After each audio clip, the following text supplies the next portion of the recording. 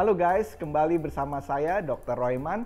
Kali ini saya akan membawa satu topik yang juga penting tapi jarang sekali dibicarakan, yaitu mengenai generasi Z yang selalu ngomongin tentang mental health nih guys. Kira-kira nih guys, apakah ada hubungan antara emosi atau kondisi mental kita terhadap kesehatan jantung? Apa ya? Menarik kan? Mari kita bahas sekarang guys. Dalam ilmu kedokteran, evidence sudah cukup banyak terkait pengobatan untuk pasien yang mengidap penyakit jantung, baik secara obat-obatan atau perangkat atau devices yang dipasangkan di dalam tubuh, seperti katup buatan dan sebagainya. Namun sekarang diketahui adanya ketertarikan dalam mempertimbangkan aspek psikologis tidak hanya secara negatif terhadap penyakit kardiovaskuler, tapi juga secara positif untuk kesehatan kardiovaskuler yang lebih baik dan mengurangi resiko penyakit kardiovaskuler. Selain itu, dampak kesehatan psikologis terhadap kesehatan jantung semakin banyak diteliti. Menurut Organisasi Kesehatan Dunia atau World Health Organization, kesehatan mental merupakan suatu keadaan di mana seorang individu menyadari potensinya sendiri, dapat mengatasi tekanan hidup yang normal, dapat bekerja secara produktif dan bermanfaat, dan mampu memberikan kontribusi untuk dirinya sendiri atau komunitasnya guys.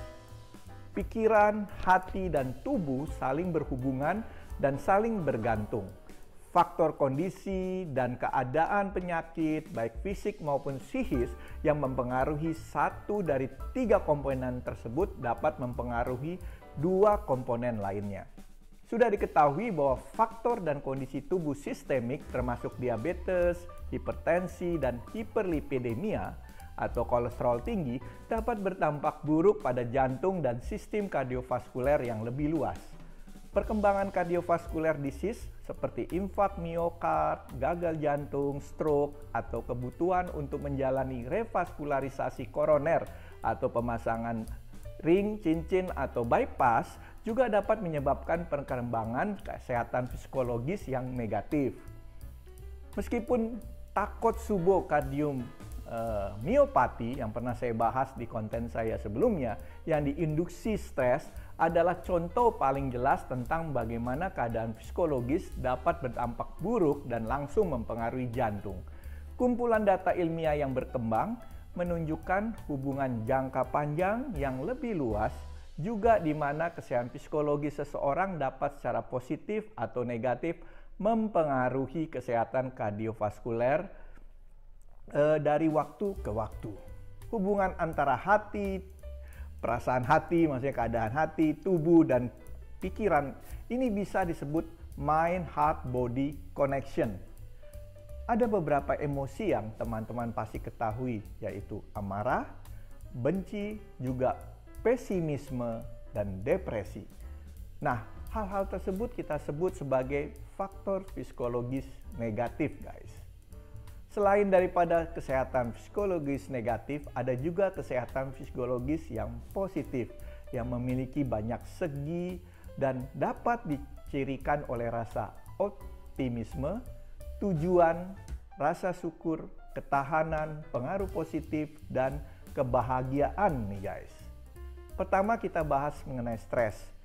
Peristiwa kehidupan yang penuh tekanan, stres harian yang terjadi secara berkelanjutan, dan tingkat stres yang dirasakan tinggi telah terbukti mempengaruhi kesehatan jantung. Sebuah meta-analisis yang dilakukan pada tahun 2011 menunjukkan bahwa stres yang diakibatkan pekerjaan atau pekerja swasta yang mengalami burnout diketahui mengalami peningkatan risiko terjadinya penyakit jantung sebesar 1,4 kali dibanding individu yang tidak mengalami burnout akibat pekerjaan. Individu dengan social isolation dan loneliness diketahui mengalami peningkatan sebesar 1,5 kali untuk menderita penyakit jantung.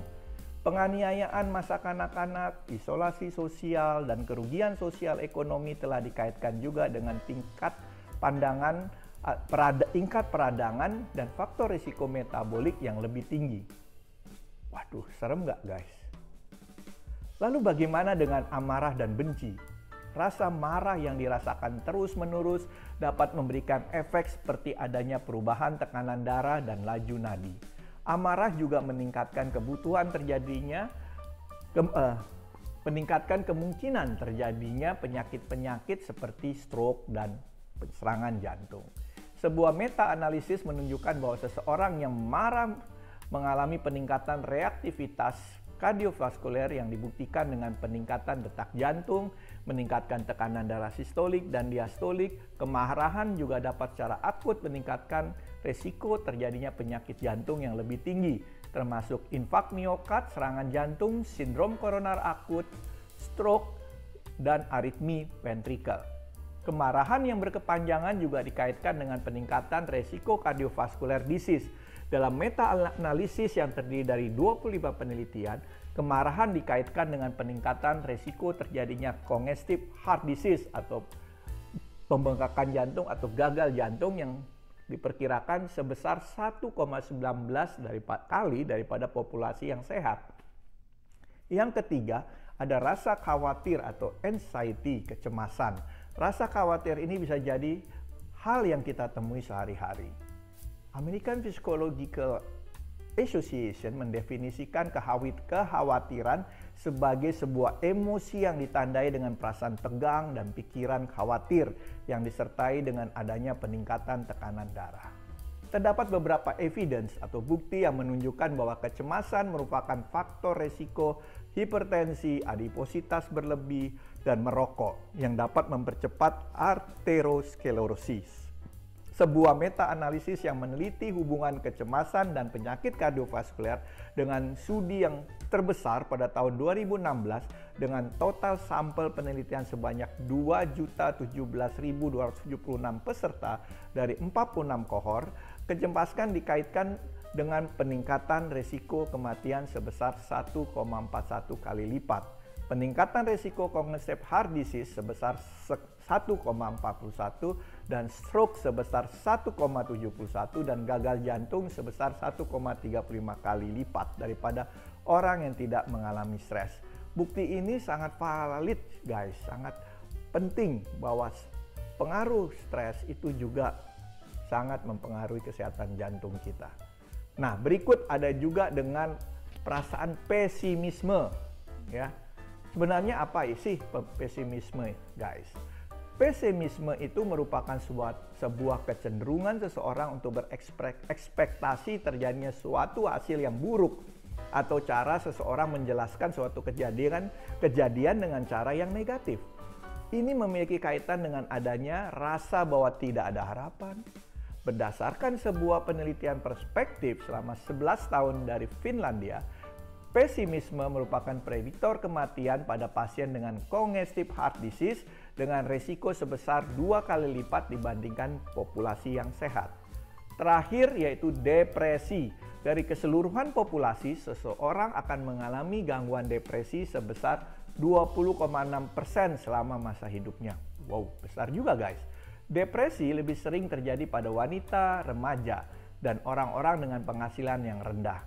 Perlu kita ketahui bahwa depresi itu bukan sekedar rasa sedih ya guys, tapi pada depresi memang terjadi masalah-masalah pada otaknya seperti gangguan sistem neurotransmitter dan sirkuit-sirkuit saraf, sehingga merupakan diagnosis medis yang benar-benar ada. Pada penelitian dilakukan di Asia, Amerika, dan Eropa ditemukan bahwa depresi itu meningkatkan kemungkinan terjadinya serangan jantung dan penyakit jantung koroner. Selain itu, kemungkinan stroke meningkat juga dengan adanya depresi. Memang mungkin pada depresi ini ada kaitannya dengan terjadinya obesitas. Jadi, depresi dapat meningkatkan kemungkinan terjadinya obesitas. Hati-hati guys, yang orang gemuk-gemuk, jangan dia depresi tuh. Lalu obesitas sendiri itu meningkatkan kemungkinan terjadinya penyakit kardiovaskuler. Makanya guys, jika kita curiga bahwa kita ada depresi, kita tidak bisa hanya mendoakannya saja guys. Kita bisa konsultasi pada psikolog atau psikiater jika kita mengalami keluhan-keluhan yang mengarah pada depresi. Seperti rasa sedih yang sering muncul, rasa hampa di dalam diri, kehilangan rasa ingin melakukan hal-hal yang biasanya kita lakukan sehari-hari. peningkatan atau penurunan berat badan, sulit konsentrasi, sulit tidur, kebanyakan tidur, rasa bersalah atau mohon maaf ya, pikiran-pikiran untuk mengakhiri hidup, suicide, bunuh diri. Wah. Oke guys, ini sangat penting guys.